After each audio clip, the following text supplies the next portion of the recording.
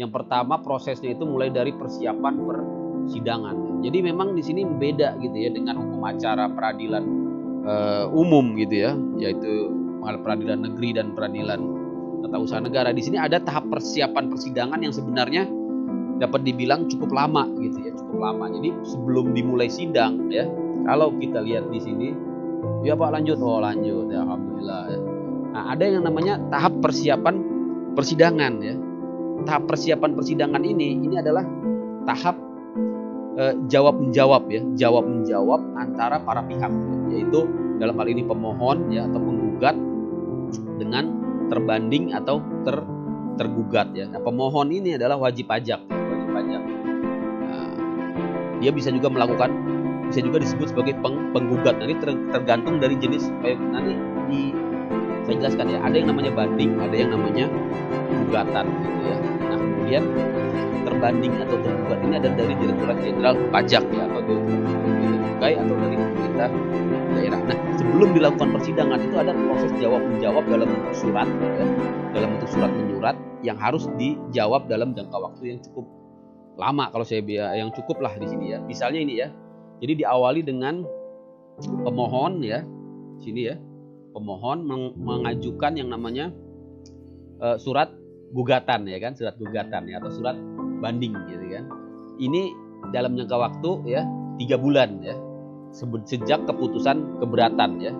3 bulan sejak keputusan keberatan dia harus sudah mengajukan surat permohonan banding ya. Kalau di Bea dan Cukai ya, berdasarkan Undang-Undang Kepabeanan itu 60 hari atau 2 bulan. Jadi timelinenya, jangka waktunya kita lihat memang beda-beda ya antara kasus kepabeanan dan juga kasus perpajakan. Dan ini juga saya lihat banyak lawyer yang yang keliru gitu ya, dia tidak melihat undang-undang kepabeanan. Contohnya dalam kasus kepabeanan dia masuk cukai, dia hanya melihat undang-undang pengadilan pajak memang memberikan jangka waktu 3 bulan, tapi kemudian ada undang-undang khusus ya, sehingga berlaku asas lex spesialis, yaitu undang-undang kepabeanan yang di situ mempersyaratkan 60 hari ya, atau 2 bulan ya. Nah, 2 bulan diberikan waktu kepada pemohon untuk mengajukan surat banding atau gugatan. Nah, kemudian surat banding atau gugatannya ini ya akan dikirimkan oleh pengadilan pajak ke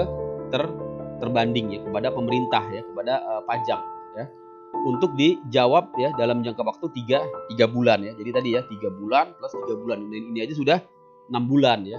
Dan 6 bulan masa persiapan. Nah, kemudian selama jangka waktu 3 bulan ini ya, terbanding atau tergugat membuat yang namanya surat uraian banding ya, atau surat jawaban atas gugatan ya. Ini sama kalau di pengadilan umum itu seperti jawaban ya, jawaban. Jadi kalau bedanya, kalau di pengadilan umum yang namanya jawaban ya, jawaban atas gugatan ya, atau memori jawaban atas gugatan itu kan dilakukan dalam persidangan gitu ya, dilakukan dalam persidangan. Jadi sesudah sidang dibuka gitu kan, gugatan dibacakan atau dianggap dibacakan. Nah, kemudian nanti si tergugat gitu ya, atau terbanding sesudah persidangan pertama dia akan memberikan jawaban ya, biasanya dikasih waktu sampai seminggu ya, atau dua minggu ya. Karena beda dengan di pengadilan pajak ini ya, itu terjadi di luar persidangan ya. Jadi sebelum adanya panggilan sidang ya, terbanding atau tergugat, dalam hal ini pemerintah, membuat surat jawaban dalam jangka waktu 3 bulan ya, sejak dikirimkannya permintaan surat jawaban. Surat jawaban ini kalau untuk banding disebut dengan surat uraian banding ya, SUB ya, surat uraian banding. Kalau untuk gugatan disebut dengan surat tanggapan ya. Nah, kemudian dalam jangka waktu ya 30 hari sejak diterima, maka penggugat ya atau pemohon di sini harus mengajukan yang namanya surat bantahan gitu ya, semacam replik ya. Nah, kalau di hukum acara biasa, hukum acara pengadilan umum disebut dengan replik ya.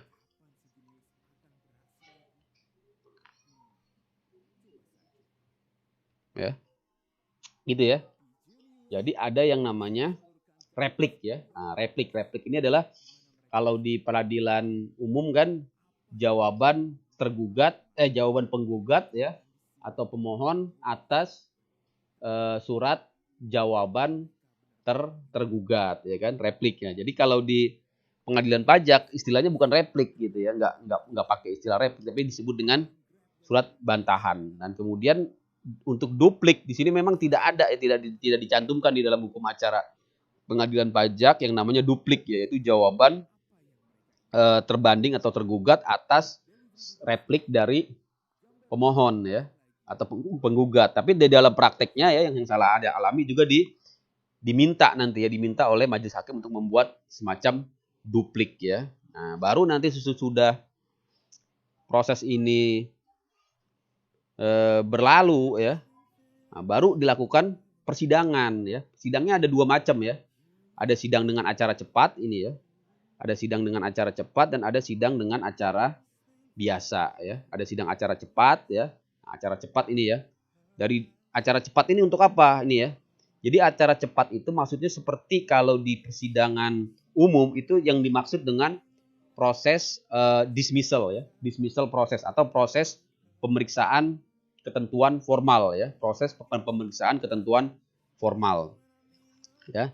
Nah, ini hanya diadakan kalau di pengadilan pajak, tidak seluruh kasus masuk ke sidang acara cepat. Ini hanya dilakukan terhadap kasus-kasus yang ada indikasi formal tidak terpenuhi ya, seperti misalnya jangka waktu 6 bulan terlewati, jangka gugatan tidak diputus, formal tidak terpenuhi. Formal tidak terpenuhi itu misalnya legal standing ya, atau penanda tangan dari surat banding atau surat gugatannya itu tidak memenuhi ya, artinya misalnya ditandatangani oleh orang yang namanya tidak ada di akte ya, atau bukan wakil dari perusahaan ya, kemudian juga tidak dipenuhinya misalnya kaitannya dengan jangka waktu gitu ya, harusnya 3 bulan tapi ini kemudian lebih ya. Ya, replik duplik adanya di persidangan perdata ya, bukan perdata ya. Tapi kalau di sidang pidana ada juga ya replik ya. Pledoi adanya. Kalau di pidana kan pembelaan ya. Pembelaan pledoi ya istilahnya ya, pledoi ya. Jadi kalau di sidang pajak tidak ada replik duplik, tapi tadi ya dapat juga dipersamakan dengan itu kan istilah ya. Replik duplik itu istilah. Kalau di pengadilan pajak tadi namanya bantahan dan surat bantahan ya, dan surat uraian banding. Jadi surat uraian banding itu adalah seperti jawaban ya. Kalau replik itu ya di dalam pengadilan pajak disebutnya sebagai bantahan gitu ya. Nanti dilihat aja lagi ya ininya slide-nya. Nah, kemudian ada yang namanya sidang acara cepat ya. Nah, intinya sidang acara cepat itu untuk memeriksa formalnya ya. Nah, baru nanti kemudian ada apabila formalnya sudah terpenuhi, maka dia masuk ke sidang acara biasa. Nah, ini dia. Ini sidang acara biasa ya. Kalau sidang acara cepat tadi ini ya. Nah, jadi disidangkan oleh hakim dan langsung diputus pada saat itu juga gitu ya. Langsung diputus. Memenuhi formal gitu ya. Putusan 2 ya, tidak memenuhi formal. Kalau dia memenuhi formal maka dilanjutkan ke acara biasa. Kalau dia tidak memenuhi formal, maka diputus sebagai gugatan atau banding yang tidak dapat diterima ya, TDD ya. Kalau di peradilan umum disebut dengan NO ya kan. NO apa tuh NO singkatannya? Ada yang ingat nggak? NO ya. NIT NO ya, lupa tuh ya. NO dalam istilah hukum apa istilahnya? Need on van Clich Verklaard ya. Need on van Clich Verklaard. Jadi sidang cepat kayak sidang tilang ya, atau seperti sidang sumir ya. Wah, jago di Sandi nih, cocok ini jadi lawyer ya. Bisa lah ya. Sering ikut ini ya? LBH ya Sandi ya. Iya, ini harus mahasiswa harus aktif tuh di LBH ya, LKBH. Karena memang inti dari ilmu hukum itu ya di beracara itu ya. Kalau kita denger aja teori-teori aja yang nguap itu teori ya. Tapi nanti kalau kita praktek, nah ya teorinya bisa kita pakai ya. Misalnya teori-teori tentang apa tadi ya, hukum acara ya kan. Kita pakai ya pas di beracara. Baik ya, intinya itu ya. Nah udah jam 2:30. Mungkin terakhir ya. Apa ini? Karena udah setengah terakhir. Nah, jadi ini sidang acara cepat tadi ya, seperti sidang sumir atau sidang tilang. Jadi mau cepat gitu ya, cepat. Nah, kalau yang lama ini ada sidang acara biasa. Ini sudah memeriksa kalau tadi sidang acara cepat hanya memeriksa segi formilnya dari suatu banding atau gugatan, kalau sidang acara biasa ini sudah memeriksa selain dia diperiksa lagi oleh formil, diperiksa lagi formilnya juga diperiksa materinya. Jadi di sini ada pembuktian, nanti ya ada pemeriksaan saksi, sama ya seperti persidangan pada umumnya, ada pemeriksaan ahli ya, juga ada uji bukti. Uji bukti itu apa? Uji bukti itu menyandingkan bukti ya yang diajukan oleh para pihak ya. Nah, itu ya. Nah, sampai nanti dikeluarkan putusan ya. Ini biasanya ada minimal 3 atau 4 kali sidang ya, ada juga yang sampai 5 kali sidang, ada juga sampai yang 10 kali, 13. Memang di sini tidak ada batasan gitu ya. Ini yang menjadikan unik peradilan pajak ini ya. Jadi sidangnya nggak jelas juga kadang-kadang 3 kali, 4 kali, 5 kali, beda dengan peradilan umum yang sudah jelas ya agendanya ya.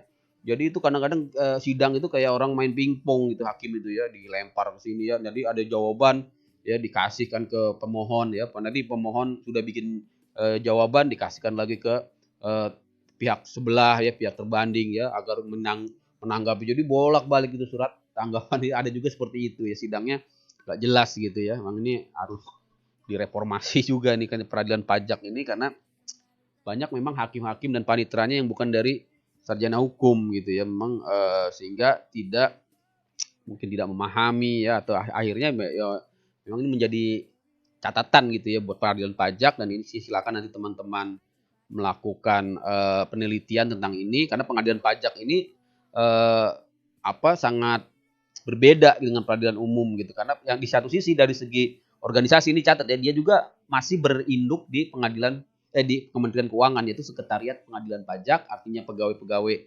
paniteranya semua ya merupakan pegawai Kementerian Keuangan. Di satu sisi ini sebenarnya tujuannya awalnya adalah untuk seperti untuk agar keuangan negara ini bisa terjaga gitu ya. Tapi pada praktiknya sih tidak juga gitu. Maksudnya putusannya pun memang banyak yang berpihak kepada pemohon ya, dalam hal ini wajib pajak. Saya kira itu ya. Nah, jadi nanti kita mungkin pertemuan berikutnya kita akan bahas lagi ya, kaitannya nanti dengan jenis upaya hukum lainnya selain banding ya. Nanti ada lagi yang namanya jenis upaya hukum yang di luar banding gitu ya. Nah, di sini ya. Ada yang namanya upaya hukum ke PT UN. Jadi memang di dalam prakteknya, walaupun ada yang namanya peradilan khusus peradilan pajak, kasus-kasus pajak, sengketa-sengketa pajak juga akan bisa berujung di PT UN. Nah, kita lihat praktek hukumnya memang menjadi tidak seragam gitu ya. PT UN juga yang seharusnya PT UN itu tidak menyidangkan kasus pajak gitu ya, karena kan sudah ada pengadilan pajak yang merupakan pengadilan khusus, tapi pada prakteknya juga nanti masuk ke PT UN. Misalnya ini ya.